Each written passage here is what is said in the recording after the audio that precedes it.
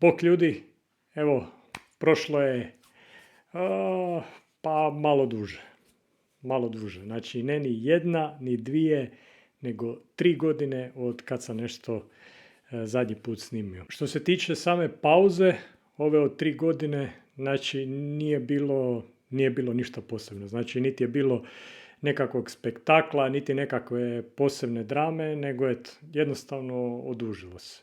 Bilo je nešto malo umora, previše pitanja i tako eto, na kraju razvuklo se. Činilo mi se kao nije sad pravi trenutak, kasnije ću. Prvo je trebala biti samo pauza, kao neću danas snimit ću sutra, pa onda sutra se pretvorilo preksutra, pa u tjedan, pa u mjesec, godina u 3, ali ništa to nije bitno, bitno je da se vraćam.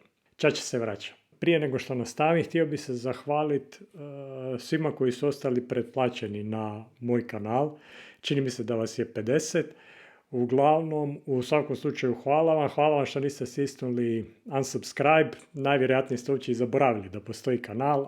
Svi koji niste pretplaćeni na kanal, a gledate ovaj video, hvala. Što se tiče dalje videa, pokušat ću snimiti barem jedan video svaki tjedan. Neće to biti nekakvo savršenstvo, ništa posebno.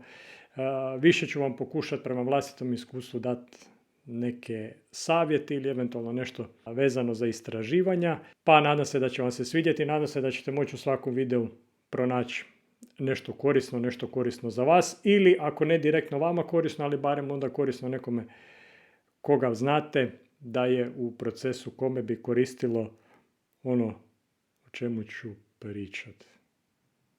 Da, nisam ja to baš shvatio, ali nema veze. Neću još otkriti, ali ako vam se da pogađati, možete slobodno u komentarima napisati o čemu mislite da će biti kanali, o čemu ću pričati. Nikad se ne zna, možda baš iako ne pogodite, ali možda mi se jednostavno svidi tema, pa možda čak i napravim video na tu temu. Još jedanput hvala. Ako vam se svidio ovaj video i ako ste zainteresirani o čemu će biti dalje govora na kanalu, pretplatite se. A i ne morate se pretplatiti, možete slobodno gledat kako vas bude volja. Hvala, vidimo se ubrzo u sljedećem videu.